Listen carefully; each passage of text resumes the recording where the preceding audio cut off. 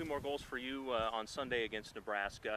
I don't know if you saw, but Maya Hayes scored. You guys are tied atop the Big Ten now at 12 goals apiece. Keeping your eye on those leaderboards a little bit?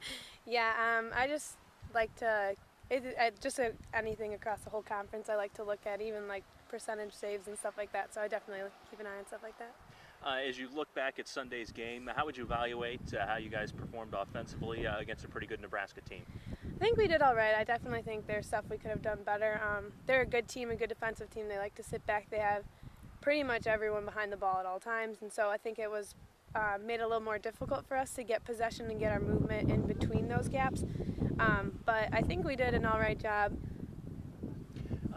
Did it feel like once you were able to get a goal against them, that things opened up a little bit more? Yeah, I think we just came out stronger in the second half, minus the first goal in the first minute, but definitely pushed the boundaries a little more and made them have to, I guess, pay more attention.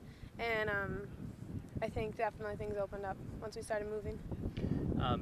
We talked about it with Janet a little bit, but you played a lot of minutes here lately. Probably not something you're really used to going the full 90. Just talk about maybe how that challenged you a little bit. Yeah, I haven't played 90 minutes in a game since I think senior year of high school, so definitely was a bit challenging. But again, they wanted me on the field for a reason, so I was just tried to work as hard as I can, tried to rest when I could, but definitely tried to keep going the whole time. And as a forward, obviously offense isn't your only role. You have to help out defensively whenever you can. I'm sure that's one of the things that's kind of tricky to try and figure out, okay, when do I try and apply pressure, even though I'm getting pretty tired out here. Yeah, especially with a back line that spreads the whole width of the field. It definitely was a little bit challenging, but I think we solved it way better in the second half, which made it easier and created more opportunities for us offensively. As you look ahead to this weekend against Purdue and Indiana, what are some things you guys are focusing on training this week, maybe to try and even sharpen up things a little bit more on offense?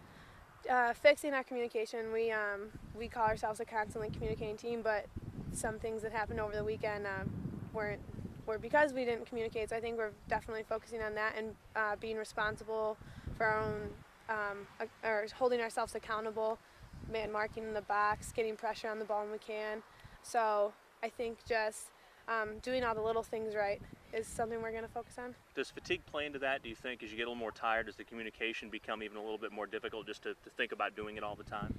Yeah, definitely. Whenever you get fatigued, it becomes hard to do pretty much anything on the field. But that's something that you can control better, so something we should have had done well throughout the whole game.